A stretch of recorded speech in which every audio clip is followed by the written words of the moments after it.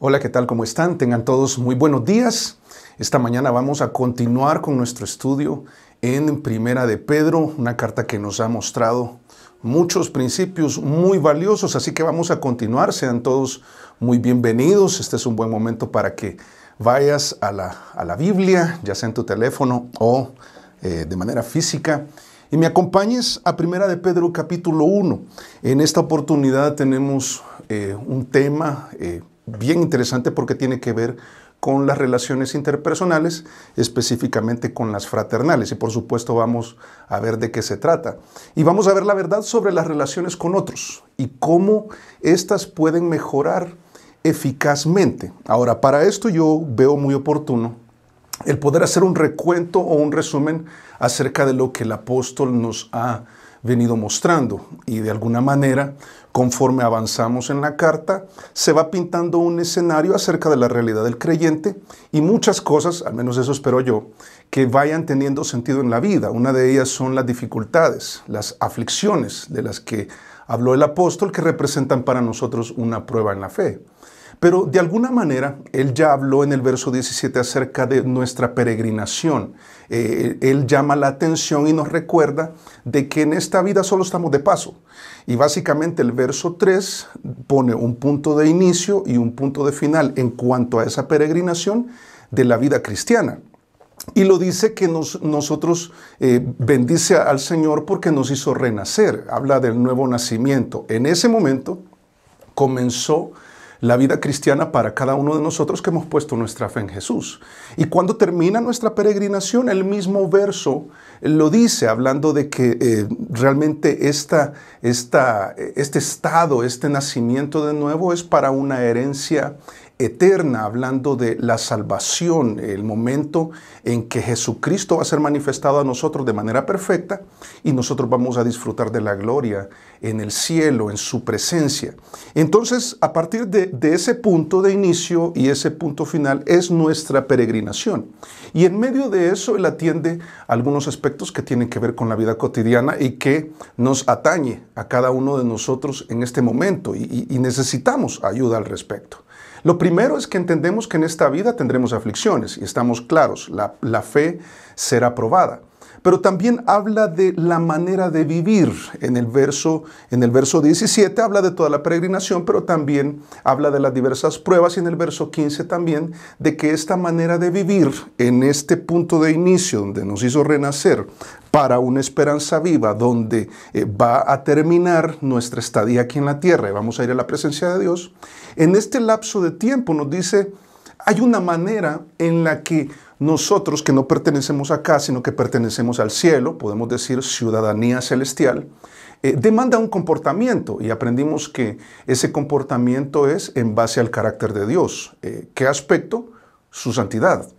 Hablando de una manera correcta y una mejor manera de vivir. Eso es lo que vimos el domingo anterior, que realmente la santidad no es un llamado a la religiosidad, sino a apartarnos de aquellas cosas que al Señor no le gustan, que realmente vamos adquiriendo sus afectos. Aquello que al Señor no le gusta, lo más natural que sucede en el creyente es que a ti ya no te gusta la grosería, ya no te gusta la mentira. Por eso es que nosotros nos sentimos como desencajados en un mundo cuya moral está deteriorándose cada vez más. Pero también nos recuerda que fuimos rescatados de una vana manera de vivir en el verso 18. En medio de esta peregrinación donde nos dice, esta es la manera que deben vivir, entiendan y recuerden que ustedes saben que fueron rescatados de una vana manera de vivir por la sangre de Jesús. Y esto fue lo último que vimos el domingo anterior. Y dentro de esa vana manera de vivir, va a atender un aspecto, como te dije al inicio, que tiene que ver con nuestras relaciones interpersonales. Es una nueva manera de relacionarnos con nuestra familia. Vas a ver que lo que va a decir el apóstol tiene que ver con relaciones fraternales. Y la expresión para esto fraterno es familia, y por supuesto incluye tu familia de sangre, e incluye la familia de la fe. Sobre esto yo recordaba el Salmo 122, versos 7 y 8, que sí, en el contexto histórico, se está refiriendo a la nación de Israel, un pueblo de Dios que debía relacionarse con Dios, por supuesto, pero también entre ellos. Y sobre esto el salmista escribe y dice, sea la paz dentro de tus muros y el descanso dentro de tus palacios.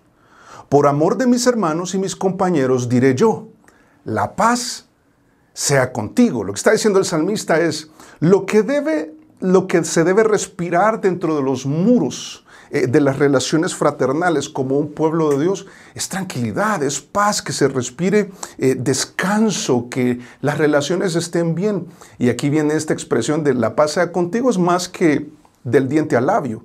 Es que yo voy a aportar a que dentro de los muros haya paz, estando consciente de que el día de hoy, y yo creo que muchos quizás lo están pensando, pero una de las relaciones más difíciles que representan un desafío para nosotros son las relaciones familiares, son aquellos con los que hemos vivido casi toda la vida, me refiero a tíos, padres, abuelos, hermanos, primos, y no siempre se logran.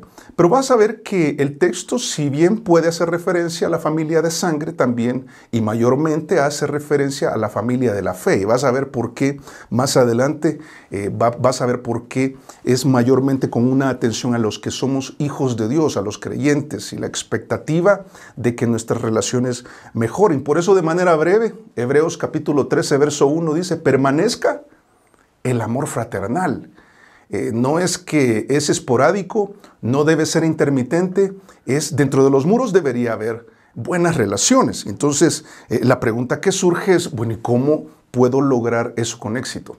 Vas a ver que en los próximos versos, el final del capítulo 1 y los 3 primeros versos del capítulo 2, van a resaltar un aspecto por medio del cual tú y yo podemos lograr mejores relaciones. Y espero yo que lo primero que se resuelva es algo en el corazón, porque una vez se resuelva el tema del corazón, la expresión de ese asunto tratado en el corazón va a hacer que tus relaciones van a mejorar.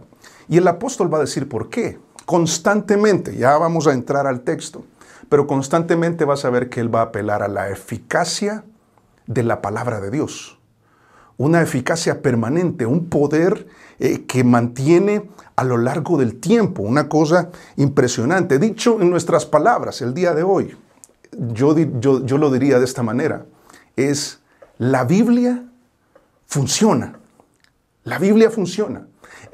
La Biblia contiene los principios que necesitamos para atender algunos aspectos del corazón que necesitamos para resolver unas relaciones interpersonales con cualquier persona, especialmente entre creyentes, que necesitamos.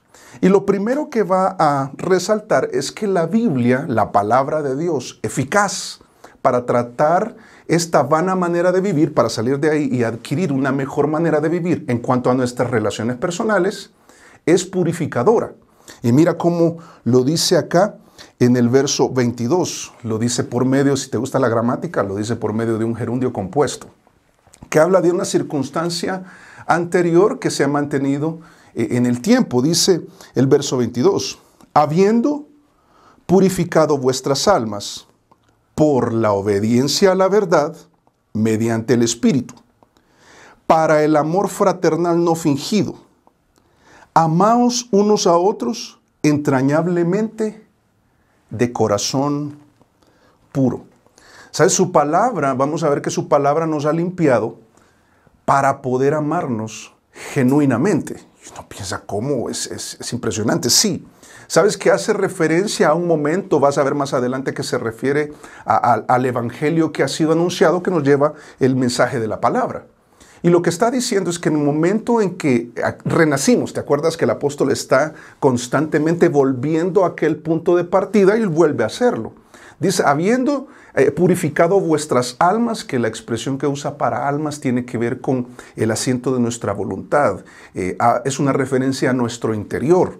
Y entonces lo que está diciendo es, esa forma de pensar, esa voluntad que teníamos, esas prioridades, esas valoraciones, ese ser interno, espiritual nuestro, fue limpiado por la obediencia a la verdad. El primer contacto que tuvimos, por supuesto, fue el Evangelio.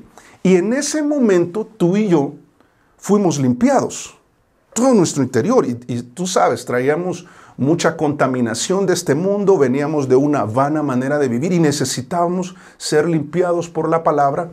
Y el texto también, el apóstol nos recuerda que el Espíritu Santo tuvo una participación activa también. Y sobre esto encontramos en Efesios capítulo 5, verso 26, que dice, hablando de la iglesia, hablando de los creyentes para santificarla, dice, habiéndola purificado en el lavamiento del agua por la palabra. Esta palabra, cuando tú entras en contacto con la palabra de Dios, ella tiene un poder purificador. Ella puede limpiar nuestro ser, limpia nuestros pensamientos, limpia nuestro corazón, limpia nuestro andar. Y podríamos ver una infinidad de textos que lo aseguran, pero hasta a este punto sabemos y que hemos experimentado esa realidad de la palabra de Dios, ese efecto purificador. Pero también sabemos que la obediencia es determinante. Tuvo que haber una obediencia al Evangelio cuando escuchamos, si puedes revisar Efesios capítulo 1, verso 13, que tuvimos que escuchar el Evangelio, entonces habiéndolo escuchado con atención, con la disposición de acatarlo, entonces creímos, y cuando creímos dice que fuimos sellados con el Espíritu Santo. El Espíritu Santo también es determinante, porque la palabra de Dios, con un corazón que está dispuesto a obedecer el mensaje, los principios, los mandamientos, los preceptos de Dios, tienen un efecto purificador en nosotros. Y realmente el texto es muy claro cuando dice, ustedes ya fueron purificados en su interior por la obediencia a la verdad. No dice solo por la verdad, por la obediencia a la verdad mediante el Espíritu. Es la participación del Espíritu Santo de la cual habla Juan capítulo 16, versos del 8 al 15, cuando dice que nos pone bajo convicción. Por cierto, el Espíritu Santo jamás va a decir algo extra de lo que la Biblia ya nos dice. Antes lo que hace el Espíritu Santo es nos lleva hacia lo que la Biblia nos muestra, nos enseña, y esto que la Biblia nos muestra y nos enseña tiene un efecto de limpieza en cada uno de nosotros. Ahora, lo interesante es que también lo que el apóstol menciona, yo estoy seguro, por supuesto, que es la guía del Espíritu Santo inspirando al apóstol Pedro. Pero también vamos a encontrar un texto que une dos connotaciones del amor del que está hablando en el verso 22. Dice, habiendo purificado vuestras almas por la obediencia a la verdad mediante el Espíritu. Dice, ¿para qué? Dice, para el amor fraternal no fingido, es decir, sincero. Si realmente la palabra, cuando nosotros recibimos al Señor, escuchamos el Evangelio y hemos caminado con Él, habiendo purificado vuestras almas, dice, entiendan que han sido limpiados para que se lleven bien entre ustedes. Y el amor fraterno, realmente aquí yo debo hacer una pausa pequeña para hacer una aclaración en cuanto a las expectativas de nuestras relaciones. Tú sabes que no es lo mismo relacionarse con un incrédulo que con un creyente, por razones obvias. El creyente va, al menos esta es la expectativa, va a respetar los principios bíblicos, va a considerarlos, va a escucharlos y debería acatarlos. Entonces tiene un efecto purificador que hace posible que las relaciones puedan mejorar, especialmente entre creyentes. Esto no sucede con el incrédulo. El incrédulo poco le importa lo que la Biblia dice, poco le importa hacer la voluntad de Dios, antes quiere hacer la voluntad de su carne. Y entonces solo hago esta aclaración para que tengas cuidado en cuanto a las expectativas de las personas con quienes te desenvuelves. Pero entonces hace una referencia, dice, esto que la palabra de Dios hizo en nosotros es para que nos llevemos bien. Entonces, aquí viene un comando. Si la Biblia tiene ese poder purificador en nosotros y nos ha limpiado, nuestro corazón está listo para las buenas relaciones. Y por eso el comando que viene es muy realizable. Dice al final el verso 22, amaos unos a otros entrañablemente de corazón puro. Tú sabes que hay varias connotaciones del amor en las Escrituras y te menciono rápidamente los tres que son mencionados. El primero es eros. Este es un amor pasional, esto es propio del matrimonio. tiene que ver con la parte sexual dentro del matrimonio, que es puro realmente y es correcto. Ahora, el segundo es fileos, que es el afecto fraternal y es al que hace referencia Pedro cuando dice entrañablemente. Lo que está diciendo es, deben tener un amor fileos entre ustedes, que significa afecto por valoración y afinidad. Es un trato amable y respetuoso que surge, por supuesto, de esa valoración. ¿Sabes qué es? Es cuando tú valoras a tu hermano correctamente. Yo sé que hay muchos elementos de valoración, como el esposo que valora a su esposa por todo lo que ella aporta a la casa, por su comportamiento, por su testimonio. Al menos este amor fileo debería estar presente. Aquí voy con los esposos. Esposos, yo creo que en muchas oportunidades nosotros cometemos el error de no valorar como es debido a las esposas. Yo no sé, aquí cada quien debe evaluarse y debe crecer en ese aspecto. Igualmente las esposas, igualmente los hijos deberían valorar todo el esfuerzo de los papás, y tú sabes que no siempre sucede. Pero el llamado a la atención de este texto es valora. Tienes que ver lo que tienes en cuanto a las relaciones y valorar. Que a veces el problema de las relaciones tiene que ver con que no valoramos adecuadamente el esfuerzo del otro, sino que solamente estamos viendo los defectos y entonces el corazón se contamina, coge rencor y entonces viene todo el enredo posterior a eso. Pero dice, no, hemos sido limpiados, nuestro corazón está listo, debemos relacionarnos bien, especialmente si somos creyentes, y entonces valora a tu hermano. Y el mejor indicador o el mejor punto de valoración que puedes tener es que el mismo precio que Cristo pagó por tu hermano es el que pagó por ti. Y en ese sentido valemos igual, tenemos el mismo valor. Y por tanto, damos un trato amable y respetuoso. Por eso es que la esposa respeta al marido a pesar de los defectos del marido. Y el marido se sacrifica por la esposa porque la ama, porque realmente la valora. Y el tercero es el amor ágape. Este amor es el propio de Dios, este es sacrificial. Es el mencionado en Efesios capítulo 5, verso 25, que es como el de Dios. Hablando de Efesios 5:25, de la disposición de Jesucristo de sacrificarse por la iglesia al punto de morir por ella. Y hace un llamado en el contexto de la figura del matrimonio, hace un llamado a los esposos a sacrificarse de la misma manera, a estar dispuesto a dar la vida por aquellas personas a las cuales valora y por imitación del carácter de Dios, de ser un canal por medio del cual Dios ama a los tuyos. Fíjate qué forma de verlo, más tremenda, más comprometedora, pero también más privilegiada. Ahora, lo interesante es que estamos viendo que en este verso 22 el apóstol usa dos connotaciones. No usa eros, pero sí usa fileos y usa ágape en un mismo verso. Y esto solamente sucede en otra ocasión en la cual el apóstol también está involucrado. Me refiero a Juan capítulo 21, versos 15 al 17, donde Jesús se aparece, se manifiesta a los discípulos luego de que ha resucitado y se manifiesta a Pedro. Y cuando se manifiesta a él, tienes que recordar que pocos días antes Pedro le había negado. Le había negado luego de que le había prometido de que él estaría dispuesto a morir por él y no pudo. En la carne no se puede. Y creo que Pedro está muy consciente al momento de ser inspirado por el Espíritu Santo para escribirnos el verso 22. Pero entonces está uniendo los dos aspectos porque realmente deben estar presentes. Debe haber un amor sacrificial, pero también debe haber afecto hacia el otro. Y Jesús, ¿te acuerdas? Que le pregunta a Pedro en 3 ocasiones y le dice, Pedro, ¿tú me amas? Y la primera expresión que usa Jesús es fileos. Es, Pedro, ¿me fileas? ¿Tienes afecto por mí? ¿Has llegado tu afecto por mí a ser mayor que el afecto que tenías por tu profesión? ¿Ha llegado a ser mayor que el afecto que tenías por ti mismo? ¿Que tenías por sobre otras relaciones por las cuales también deberías tener afecto? Pero en ese sentido, Pedro, ¿me fileas? Y qué difícil para Pedro responder después de haberle negado. Y si tú revisas el texto ahí en Juan 21, es muy notorio en la narrativa, donde Pedro le dice, sí, Señor, tú sabes que yo te fileo.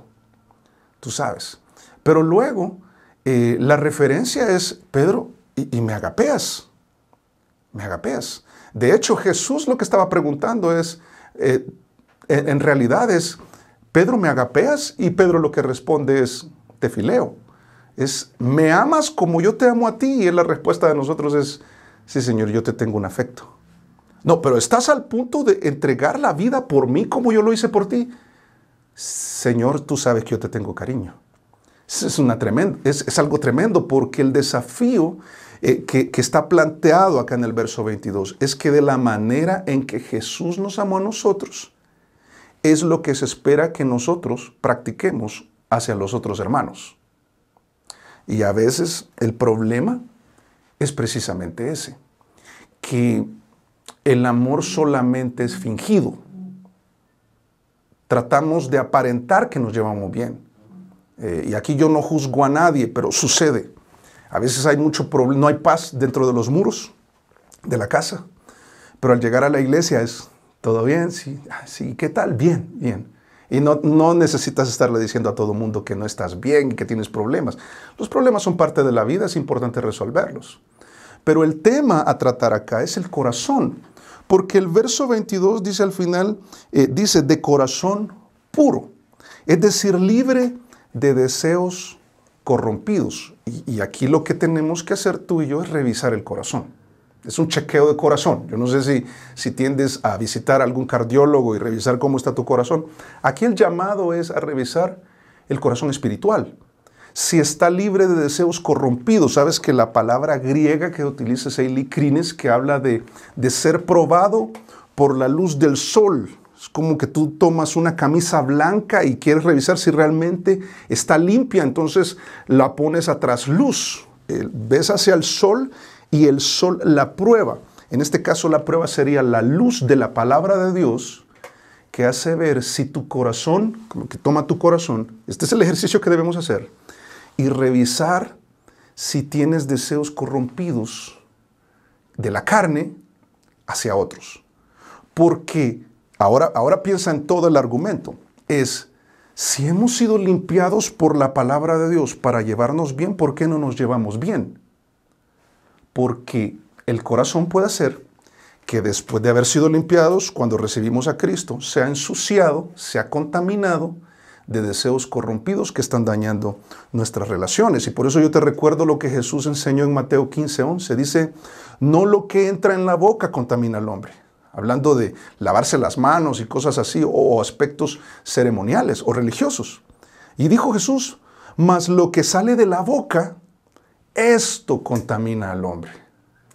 Y si nuestras relaciones fraternales no están bien, es probable que algo que dijimos o algo que escuchamos ha contaminado nuestras relaciones y nos ha contaminado. Es eso que dijo el hermano que no te gustó y te quedaste con eso y guardaste rencor, se te metió en la cabeza, no te lo puedes sacar de ahí, te sientes mal, no te gusta, no estás de acuerdo. Pero pierdes de vista que tú también, si no, solo tenemos que recordar las enseñanzas de Santiago, allá en el capítulo 3, cuando habla de que la boca, ¿quién la puede refrenar? A veces somos torpes al hablar, a veces no hay mala intención, pero somos torpes y ofendemos a los otros. Y el corazón se contamina. Revisa a través de la luz de la palabra, el lavamiento del agua por la palabra, si hay algunos residuos contaminantes en tu corazón que ha dañado tus relaciones. Las malas relaciones son la expresión de un problema en el corazón. Si ese corazón es limpiado por la palabra, las relaciones fraternales tendrán buena probabilidad de mejora. Y lo primero que dice el apóstol es la palabra es eficaz. Por la obediencia a la palabra fueron limpiados. Para las buenas relaciones, revisen su corazón, si no, esto no está sucediendo. Pero también lo que va a decir a continuación, a mí me encanta lo que viene porque si hay una de las cosas que nos emociona a los pastores, bueno, a todo hijo de Dios, es la exaltación de la palabra de Dios. Y eso es lo que viene a continuación. Lo que dice es, ¿de qué manera la eficacia de la Biblia podría mejorar mis relaciones? Fíjate que yo te voy a dar un aspecto más. Lo primero que dice es purificadora, pero ahora lo que va a decir es permanente, es permanente. Sus principios están vigentes y son útiles a toda realidad. Y cuando dice toda realidad es que la Biblia sirve para esos asuntos que estás pasando en tu familia y en tu hogar. ese problema de comunicación que estás teniendo en el matrimonio, ese alejamiento que estás teniendo para con tu hijo, esa rebeldía del hijo, esa frialdad del esposo, esa situación en la familia, ese tema laboral, incluso si trabajas con una empresa familiar, ese tema de herencia, ese tema de ponernos de acuerdo. Porque tú sabes que el problema, y va a abordar más adelante el tema del amor y lo va a retomar. Pero en realidad el problema de que el amor, lo contrario no es, me enredé un poco acá, lo contrario al amor no es el odio, sino que es el egoísmo, el gran problema. Pero los principios bíblicos permanentes de la palabra de Dios pueden ser eficaces a nuestra realidad aquí y ahora, a la tuya en particular y a la mía en particular. Y hace una referencia ahí en el verso 23, dice, otra vez vuelve al punto de partida, siendo renacidos. Dice, no de simiente corruptible, sino de incorruptible por la palabra de Dios que vive y permanece para siempre. Y quizás voy a leer todo el texto, dice el verso 24. Porque toda carne es como hierba y toda la gloria del hombre como flor de la hierba. La hierba se seca y la flor se cae, mas la palabra del Señor permanece para siempre. Y esta es la palabra que por el Evangelio os ha sido anunciada. La palabra que usa para simiente, de la cual hace referencia nuevamente, de que fuimos renacidos, vuelve al punto de partida, cuando recibimos a Cristo por la palabra del Evangelio. Habla de una simiente que no se deteriora y es una referencia, vas a ver, a la semilla. Es una semilla, la simiente, la semilla, la palabra de Dios. Sabes que Lucas 8, verso 11, dice, esta es pues la parábola. La semilla es la palabra de Dios y la palabra que usa para simiente en el original es esporá. Te suena a esporas, a la semilla. Y esta semilla, dice, es viva y produce vida. No es algo que no conlleva vida, y tú sabes cómo funciona. Es una semilla, la vida está en la semilla. Es cuando la siembras, germina de una manera milagrosa, espectacular. Es Dios obrando, no sabes cómo, pero entonces crece y luego lleva fruto.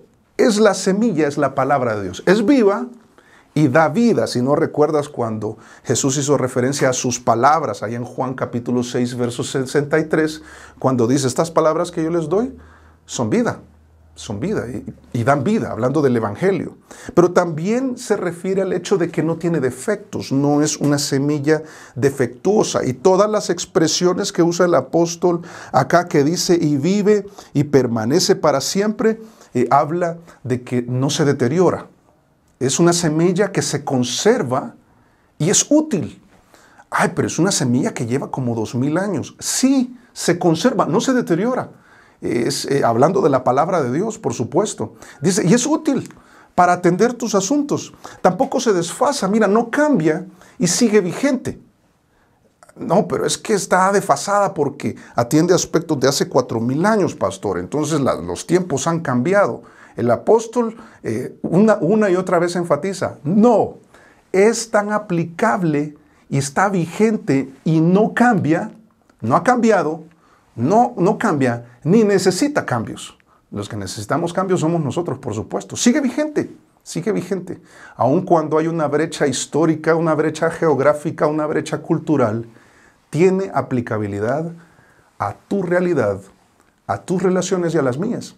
Tampoco se destruye. Dice, permanece para siempre y hace el antagonismo con lo que sucede en la vida y en la vida del ser humano, en esta peregrinación en la que estamos. Dice, porque toda carne es como hierba y toda la gloria del hombre como flor de la hierba.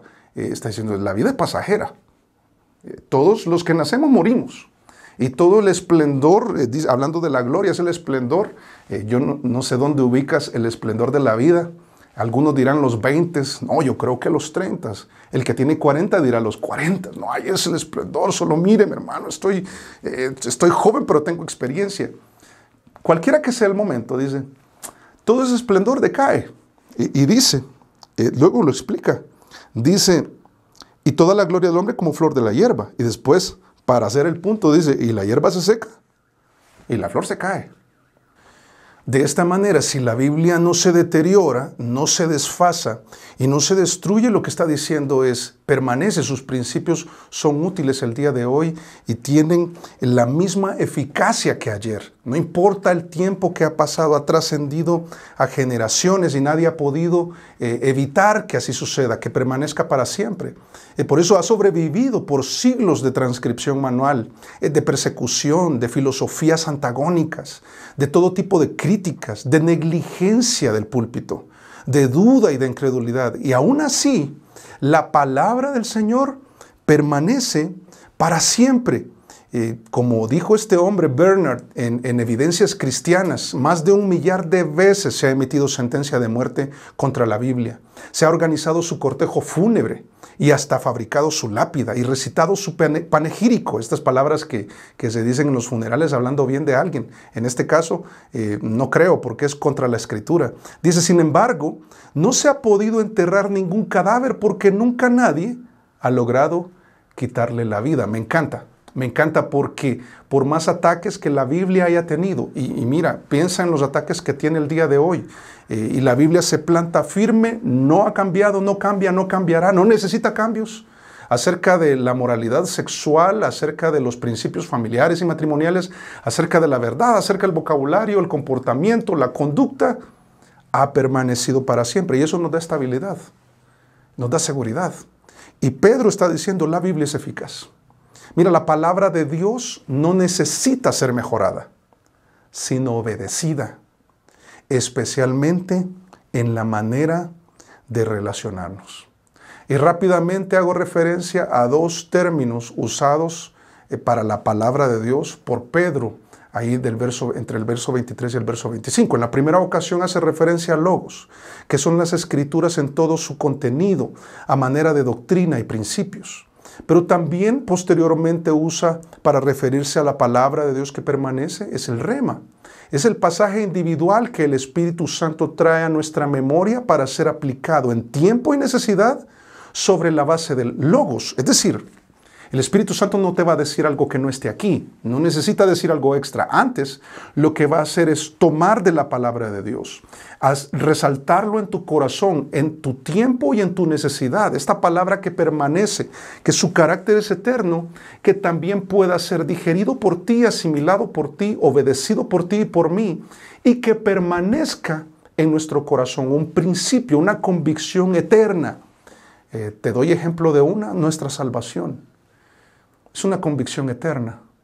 No debería desfallecer, no debería debilitarse, porque esta palabra, esta semilla no defectuosa, es perfecta, que ha prevalecido sobre generación y ha acompañado a toda generación y aplicado sus principios a cada necesidad, sigue siendo tan efectiva como antes. Pero mira, la palabra también el apóstol termina y en el capítulo 2, versos del 1 al 3, no solo en el aspecto de que es purificadora y es permanente, sino también entender de que es preferible. Y vamos a ver acá cómo lo dice. Dice, desechando pues toda malicia, todo engaño, hipocresía, envidias y todas las detracciones, desead como niños recién nacidos la leche espiritual no adulterada, para que por ella crezcáis para salvación, si es que habéis gustado la benignidad del Señor. Ahora lo que va a desafiarnos el apóstol a continuación es que debemos desarrollar un fuerte apetito por la palabra de Dios, por encima de los apetitos de la carne. Y si desarrollamos ese apetito, mayormente por la palabra de Dios, lo que va a resultar es en un crecimiento espiritual. Y aquí yo, para hacer el ejemplo, te pongo qué te provocaría más comer. Yo no sé si eres de Santander, quizás tu paladar está más acostumbrado a comer de esas hormigas sofritas, o yo no sé si hay otras presentaciones. Yo solamente he probado una en mi vida y no necesito probarla más. Pero yo creo que la mayoría nos inclinaríamos por la picada, que la papa criolla, que la carne de res, que la morcilla, la arepa de choclo, yo no sé, el maduro, la mazorca. ¡Qué rico, qué rico! Te apetece más, te apetece más. Y lo que va a hacer el apóstol es tomar, una picada Pero esa es de la carne, no de carne de res o carne de cerdo. De la carne de esa parte de nosotros que se opone a la voluntad de Dios. Las va a agrupar. Y de esa manera nos va a poner como luce el amor fingido del que hablaba en el verso 22. Donde eso debe quedar atrás. Fuimos limpiados para tener buenas relaciones sinceras. Pero ¿cómo luce el amor fingido? Y lo digo aquí rápido y vas a ver cómo todo está interconectado. En primer lugar menciona la malicia, que son las malas intenciones.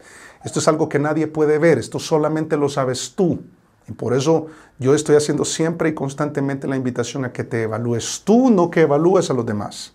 Eso te lleva, esas malas intenciones te lleva al engaño, que la palabra más que todo enfatiza el aspecto del fraude, donde mientes en un contrato, donde mientes en cuanto a un acuerdo, mientes en cuanto a un precio, mientes, y especialmente si lo haces con hermanos, esto es algo que no debe ser. Y entonces esto te lleva a una actitud, a un estilo de vida, de hipocresía. Te acostumbras a esconder las intenciones reales. Esto no es propio de creyentes, esto corresponde a los incrédulos, a una vana manera de vivir. Y todo esto motivado por la envidia, que es el disgusto por el bien ajeno. Es cuando tú ves que el otro, crees tú que está mejor que tú y no te agrada. Entonces actúas con hipocresía y escondiendo malas intenciones, dispuesto a defraudar al hermano. Y como dije, en aspectos contractuales. Pero fíjate que también en aspectos relacionales, donde lamentablemente llegas a un punto, o llega el creyente a un punto de hasta usar la Biblia para su propio beneficio. Y quiere chantajear y manipular a los demás, porque tú sabes que lo contrario al amor no es el odio, es el egoísmo. Y es siendo egoísta y egocéntrico, escondes tus intenciones, estás dispuesto a defraudar a tu mamá, estás dispuesto a defraudar a tus hermanos, pero no te importa porque estás enfocado en ti. Y entonces estás siendo hipócrita, te estás engañando incluso en cuanto a tu caminar con el Señor, y no te das cuenta de que todo está motivado por una envidia, que eso te lleva a las detracciones de las que habla el verso 1, que es básicamente las detracciones es hablar mal del otro. Y aquí es donde lamentablemente yo he visto esto entre incrédulos y creyentes. Es más lamentable entre creyentes, por supuesto, porque nuestras relaciones deberían ser sinceras. Y hay una tendencia y una inclinación a poner atención en los defectos del otro. Esto no está bien, que andes hablando de los defectos del otro. Porque a menudo, y aquí es donde cada uno revisa sus intenciones, pero a menudo te fijas más en los defectos del otro porque quieres o pretendes ser mejor que el otro, porque hay envidia. Y esta envidia te lleva a comportarte de una manera con esta persona de la que hablas y de otra manera en ausencia de esa persona de la que hablas. Y estás dispuesto a defraudar la amistad por esa envidia que te ha llevado a hablar mal y a enfocarte solamente en los defectos y no en las virtudes. Todos tenemos virtudes, todos tenemos defectos. El problema es cuando por la envidia solamente vemos los defectos. Y esto daña el corazón. Y esto lo contamina. Y por eso realmente la metáfora que va a usar a continuación el apóstol tiene que ver con un bebé que tú le das otra comida al bebé y lo que va a hacer el bebé es, no la quiero.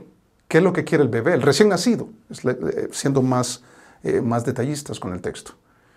Quiere la leche espiritual. Quiere la leche. Obviamente la usa como metáfora y para nosotros es la leche espiritual. Lo que está diciendo entonces es desechando desead, es toma todo esto que corresponde a un amor no sincero, dañino, que contamina el corazón, envuélvelo, ponle el sello de amor fingido y tíralo a la basura, aléjalo de ti, que no se vea más en ti, deséchalo. Y en lugar de eso desarrolla el apetito de este bebé. Por eso la metáfora, fíjate, no es una invitación a ser como bebés, sino a tener un fuerte apetito por la palabra de Dios, como el de un recién nacido por su leche. Y tú sabes cómo es fuerte, es necesaria, es vital, llora por ella y llora a cada rato. Al principio es una cosa impresionante, cada 2 horas, cada 3 horas, cada 4 horas. No soy experto en la materia, pero yo recuerdo cuando nació mi hija y recién nacido, cómo anhelan esa leche de la mamá. que les hace crecer. Y lo que está diciendo es que revisemos cómo está nuestro apetito por la palabra de Dios. Y aquí yo te digo, lo más riesgoso para ti, para tu corazón y para tus relaciones, es que no tengas apetito por la palabra de Dios. Aquí ya no es un asunto de me gusta leer o no. Es que, hermano, a mí nunca me ha gustado leer. Es que no estamos hablando de algo académico o puramente cognitivo o exclusivamente cognitivo. Estamos hablando de un aspecto espiritual que te permite purificar, limpiar tu corazón constantemente para que tus relaciones sean sinceras. Y aquello de lo que se contaminó tu corazón por aquella expresión de tu hermano que no te agradó, cuando aquello te ofendió, quizás fue una torpeza del otro lo que dijo, quizás entendiste algo que no quería decir. En eso, si solo tenemos que leer Santiago 3 para darnos cuenta de que todos ofendemos en algún punto. Y que tú sigas con eso es algo que no debe ser. Antes debes desarrollar un apetito por la palabra que va a limpiarte de eso. Como la del salmista, y en el Salmo 19, verso 10 y 11, hablando de los juicios de Dios y los mandamientos de Dios, dice, deseables son más que el oro, sus mandamientos, y más que mucho oro afinado, y dulces más que miel, y que la que destila del panal. Esto es puro, ¿verdad? Tu siervo es además amonestado con ellos. En guardarlos hay grande galardón. Por eso el texto allá en Primera de Pedro capítulo 2 verso 3, lo que dice, bueno, al final del verso 2 dice, la leche espiritual no adulterada para que por ella crezcáis para salvación. Y solamente explico rápido esto. Salvación, por favor, no vayas con la idea preconcebida de que cada ocasión de que la Biblia habla de salvación se está refiriendo a condenación en el infierno o no condenación en el cielo, salvación. Pero tenemos que considerar el contexto, y ahora que ya casi estamos terminando la predicación te das cuenta de lo que el apóstol está hablando, de la eficacia de la palabra de Dios que puede mejorar nuestras relaciones. Y luego de lo que atiende en el verso 1 es cómo luce el amor fingido, lo que te va a salvar de que caigas en ese amor fingido lleno de malicia, hipocresía, detracciones, envidias, es la leche espiritual no adulterada, para que por esa leche no adulterada, pura, te nutre para salvación de esas cosas. O sea, considera el contexto, por favor. Y luego dice, si es que habéis gustado la benignidad del Señor. Tú sabes que uno puede recomendar lo que uno ha degustado.